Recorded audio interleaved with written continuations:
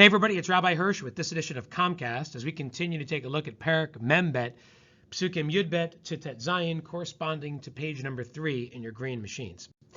There's some really interesting things in the Pesukim here when you start to look closely.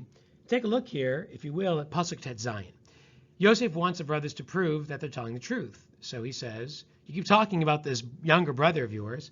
Here's what I want you to do. Shilchu mikem echad, send one of you guys, vayikach et achichem, and go get this brother of yours who you keep talking about. V'atem, but as for the rest of you, heyasru, stay here in prison. Now, which brother did Yosef have in mind? Who was he referring to when he said, send one of your brothers to go get Binyamin and prove that your story is really true? So here Yosef knew exactly who he had in mind, because Yosef is the man with the plan. And according to Rashi, the person he had in mind was none other than Reuven. Why Reuven? According to Rashi, Yosef was trying to almost recreate the scene of his sale so many years earlier. Now, you may remember, at the time that Yosef was sold into slavery, Reuven wasn't there. He was attending to some other business. So technically, Reuven wasn't directly responsible for Yosef being sold into slavery. That was the other brothers.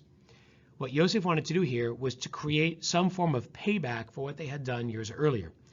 Reuven, who was not there at the time, would be chosen as the one to essentially be free, go back to Yaakov, tell Yaakov about what was happening now, and get Binyamin to prove the story.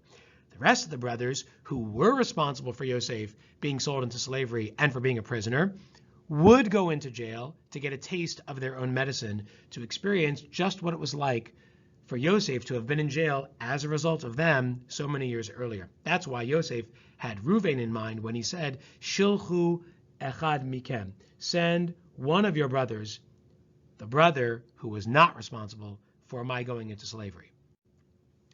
But there's something else very interesting in the Pesukim here. This goes back to Pasuk Yodalid, where Yosef essentially accuses the brothers of being spies.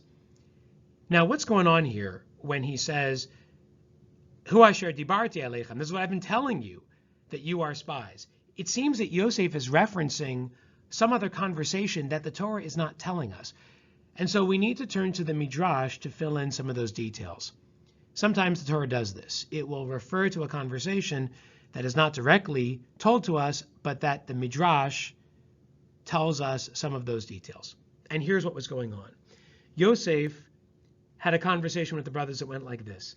He says, I understand that you are looking for this other brother of yours, because that's what they had told Yosef. We're here to look for another brother.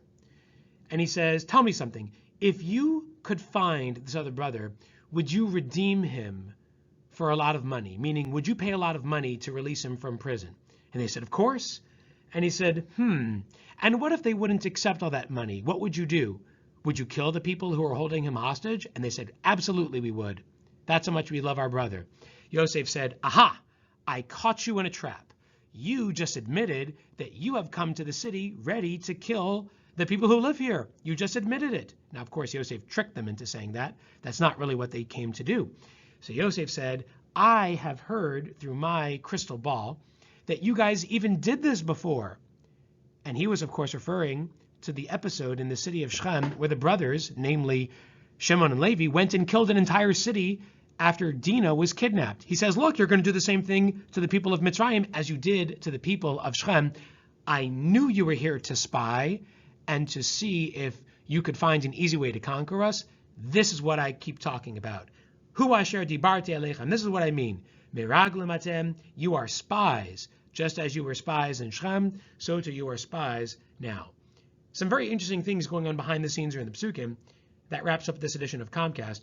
You'll have a chance now to go deeper into the Pesukim and send the next group of students over to the Comcast to learn what you just did. Enjoy.